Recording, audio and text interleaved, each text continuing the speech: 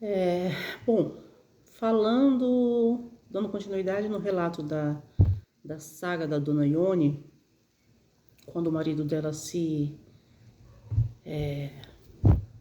foi dessa, partiu por vontade própria, tirou a própria vida, ela ficou, já estava numa pior, ficou pior ainda, né? Os filhos já estavam na faculdade, uma estava se formando mais nova e a outra estava, e o outro estava, tinha acabado de entrar na faculdade. Ela não tinha amigos, porque com aquela história da prima roubar tudo que eles tinham, ela passou uma procuração, para quem está chegando agora no relato, ela passou uma procuração para uma prima cuidar das fazendas, das casas, dos bens que ela tinha herdado dos pais, enquanto ela cuidava do marido que estava paraplégico por causa de uma injeção que deu errado, né?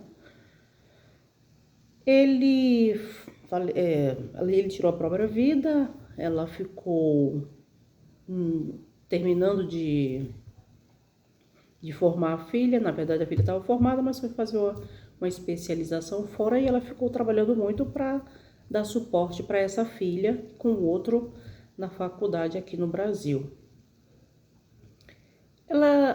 Com isso, ela deixou de ter amigos. Ela nunca foi mulher de ter muitos amigos, muitas amigas, né? Com essa história da prima, ela passou a não ter nenhum amigo, porque ela fez questão de não ter mais amizade por não confiar nas pessoas. Ela pensava que se os próprios parentes não eram confiáveis, imagine os estranhos. Eu penso o contrário. Às vezes o estranho, ele é mais que um amigo. Eu tenho provas disso de uma maneira assim muito concreta, muito concreta. Muitos amigos que para mim são mais que família. Eu fui observando essas mulheres antigas que casavam, que eram apenas mulheres que eram apenas usadas como moeda de troca, que viviam à sombra de um homem, que precisava de um homem para existir, para ser validada, para ser respeitada. Ah, você é mulher de quem? Você é casada com quem? Tinha a questão do sobrenome. Pobre não, que pobre estava tudo ali. Pobre seguia mais ou menos esse padrão, mas não era uma coisa tão,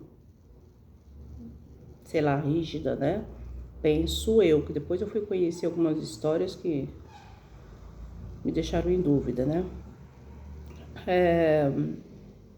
A irmã dela veio a se separar do marido forçadamente, depois de marido trair, trocar ela por uma outra jovem, uma jovenzinha. E a irmã dela também tinha largado tudo para se dedicar ao casamento, a ter filhos. Com isso, ela deixou de seguir a carreira, deixou de trabalhar, ela era aspirante a professora, teve que abandonar a ideia porque tinha um casamento para ela se dedicar. Teve 4 filhos incríveis. Quando os filhos estavam ali na pré-adolescência, esse marido dela trocou-a por uma mulher mais jovem. Ela ficou desesperada, não tinha trabalho, não tinha renda, porque o marido só queria saber agora da nova mulher, o que ele estava vivendo, e ela teve que ir para casa da irmã com esses 4 filhos, que era recém-viúva, estava numa vida pindaíba. Dormiu uns 5, 6, 4, 5, 6 crianças, 6 pré-adolescentes, 6 adolescentes em um quarto. E as 3 mulheres no outro quarto. As 3 adultas, né? No outro quarto. Essa irmã teve que voltar para a faculdade, teve que ralar para terminar de criar esses filhos. Conseguiu, se formou professora, conseguiu, enfim, eu não sei. Deus é tão bom que ele dá saída para tudo. Ela conseguiu criar esses 4 filhos com muito trabalho, com muito ajuda da irmã, muito apoio da irmã. Depois, esses 4 filhos... Mas o que eu quero chegar aqui não é nem na questão dos filhos. A questão que eu quero deixar claro é a questão da mulher. Porque o que acontece? Você deixa de trabalhar para se dedicar a marido, a filho, a família, nanã. Se alguma coisa der errado, você não tem escapatória. Você não tem válvula de escape, você não tem que confiar, você não tem para onde correr, você vai ter que se virar. Portanto, nada justifica uma mulher abrir mão da sua renda, abrir mão da sua liberdade, abrir mão das suas escolhas, que é sempre visando a sua liberdade, para se dedicar a quem quer que seja.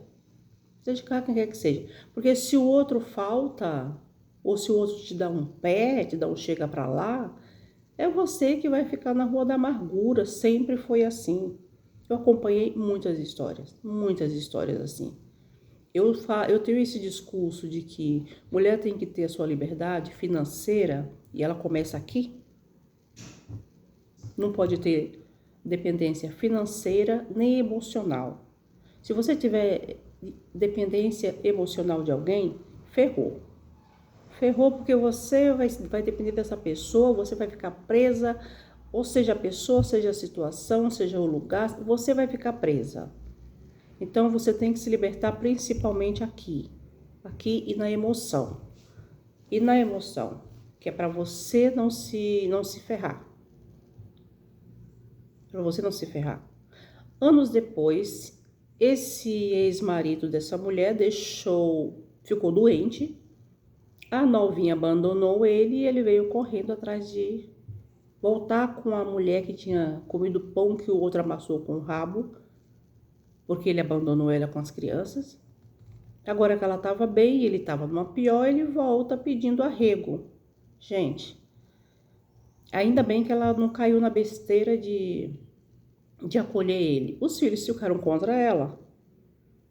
Todos os filhos, sem exceção, ficaram contra ela. Porque era o pai, porque a mãe tinha que acolher, tinha que ajudar, porque o pai estava precisando de ajuda. A mãe falou, não, queridos, quando eu precisei de ajuda com vocês, ele me abandonou. Agora que ele está numa pior, ele vem atrás de mim. Não vou cuidar, não vou atrás, não vou acolher. Na minha casa não, vocês querem acolher, vocês acolham, vocês ajudem. Eu não vou fazer isso. Pode ser que alguém chegue aqui e fale que essa mulher é ruim, é louca, é sei lá o quê. Eu entendo muito bem o que ela fez. Entendo e apoio e digo que ela fez bem. Ela fez bem, porque senão ela ia ficar a vida inteira dela, o resto da vida com um traste do lado dela, cuidando de uma pessoa que fez um mal danado para ela, abandonou os filhos, não se abandona um filho, nunca, jamais se abandona filhos. E agora que ele tá precisando, ele volta?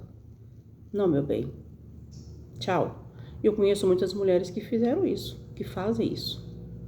Conversei com uma outro dia que me contou essa história. Eu falei, mas na verdade para mim isso não tem compreensão. Isso não tem como aceitar um negócio desse, gente. Não tem como aceitar um negócio desse.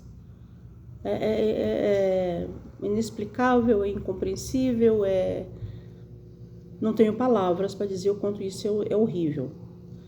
Então a lição que eu tiro disso é muito cuidado. Muito cuidado.